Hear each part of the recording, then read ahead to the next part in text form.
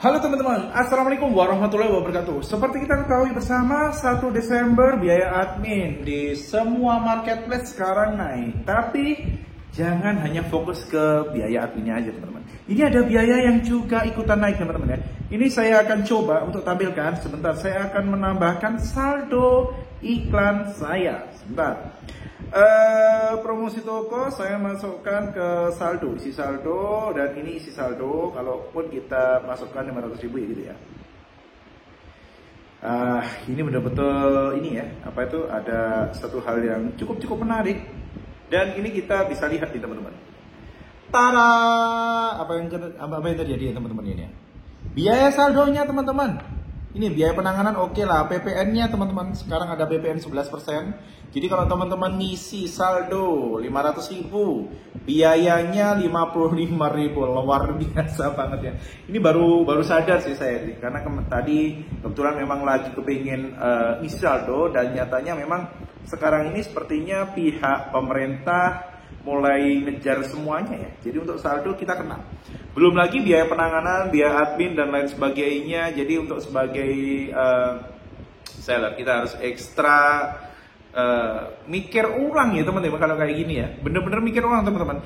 Karena saldo iklan ini suka tidak suka dengan adanya iklan, maka toko kita bisa terbantu banget. Terbantu dari sisi traffic, terbantu dari sisi konversi, terbantu dari sisi reputasi. Itu sangat-sangat membantu. Dan sekarang ada biaya admin 11%.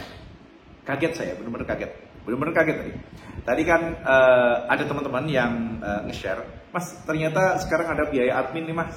Di ininya apa itu, istilahnya di bagian iklannya. Dan setelah saya cek, bener teman-teman. Bener-bener 11%. Sekarang jangankan makan di ini ya, makan di restoran ya.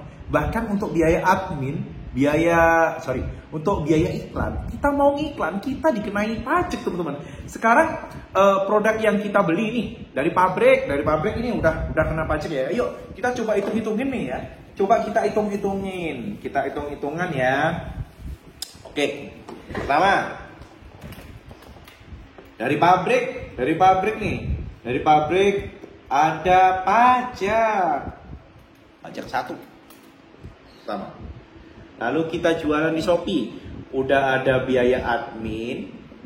Sekarang plus pajak kalau ngiklan, pajak nomor 2. Lalu nomor 3, nantinya kalau ada ini ya, kita namanya jual beli ya. Kita jual beli, ada keuntungan, ada kerugian. Mereka nggak peduli, pemerintah nggak peduli, Shopee juga nggak peduli. Tapi ada pajak tahunan. Aduh, jadi ini kita seperti harus membayar pajak ini berapa kali ya? Dari pabrik, barang yang kita beli ada pajaknya. Lalu sekarang biaya admin, buat ngiklan, buat promosi, ada pajaknya. Saat laku, ada keuntungan, kita dipajakin lagi. Gimana ya kayak gini ya? Bener-bener kita itu sekarang kayak di limit gitu ya. Dan pajaknya ini gede loh teman-teman ya. 11%, bayangin nih. Pajak 11%. Pajak promosi. Bentar. Pajak promosi. Promosi 11%. Ini keren banget ya. Pajak promosi ini 11%. Belum lagi di penjualannya ini juga ada hitung-hitungannya sendiri. Kalau saya untuk pajak bayar pajak, tapi saya pakai konsultan teman-teman, karena saya nggak mampu untuk ngitung pajak secara mandiri. Dan seperti kita ketahui, saya itu ada pengalaman ya ini ya. Ada toko di sebelah rumah saya. Toko ini bener-bener ramai teman-teman. Ramai banget tokonya itu. Kalau dari segi penjualan ya mungkin penjualannya banyak ya, karena memang sering antri. Tapi pada suatu saat dia apa ya istilahnya? Karena katanya ngemplang pajak, tokonya kena denda 1M lebih teman-teman. Gitu teman-teman ya. Jadi hampir 2M gitu. Dan langsung toko itu puput teman-teman. Padahal keuntungan dari toko tersebut memang kalau dibandingkan dari segi harga ya, dari segi harga itu memang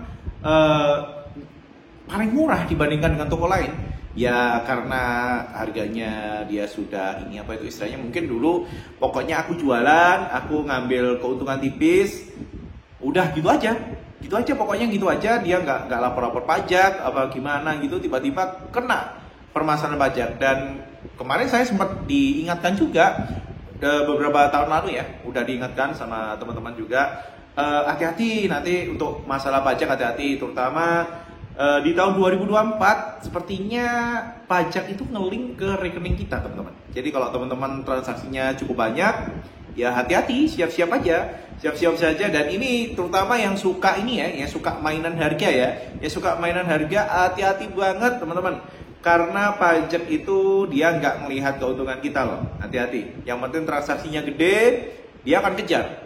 Dan parahnya lagi kalau sampai kena kayak gini, ini 11% loh, ini udah ngeri. Bisa jadi kena 20% teman-teman. Jadi teman-teman hati-hati dan benar-benar setting harga sebaik mungkin sih kalau menurut saya. Kalau menurut saya setting harga yang penting untung agak gede nggak apa-apa ya, karena nantinya kita juga akan bayar pajak ketahunan, ini udah pasti. Beli barang kena pajak, promosi kena pajak, saat ada keuntungan kena pajak. Nah, kalau rugi apa kita bisa ini majukin pemerintah? Apa bisa? Masalahnya nggak bisa.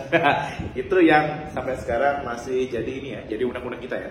Jadi kita itu usaha jualan, ada untungnya berapapun itu harus lapor pajak. Tapi saat tidak ada kerugian, kita nggak bisa ngeklaim loh pajak kita. Ya mungkin agar merata ya, tapi kita nggak tahu lah. Untuk permasalahan ini memang permasalahan yang agak sensitif, tapi memang pajak di tempat kita ini memang agak ini ya, agak menekan itu dalam artian ya mungkin buat pemerataan, tapi bagi yang baru merintis dan juga jual beli ini pajaknya harusnya beda. Jangan dari omset. Kalau dari omset udah kita mau usaha itu bisa jadi males ya nantinya. Jadi teman-teman yang selama ini belum lapor pajak, baik itu yang afiliasi ataupun yang jualan, meskipun jualannya dikit kecil, lapor pajak aja. Mulai sekarang pastikan untuk lapor pajak. Nih, Shopee sekarang sudah mulai dikejar nih 11%, dan nanti pasti akan muncul pajak itu di rekening kita, transaksinya kelihatan. Jadi ke depan akan lebih mudah buat ngejar kita. Oke, wassalamualaikum warahmatullahi wabarakatuh. Agak pusing hari ini.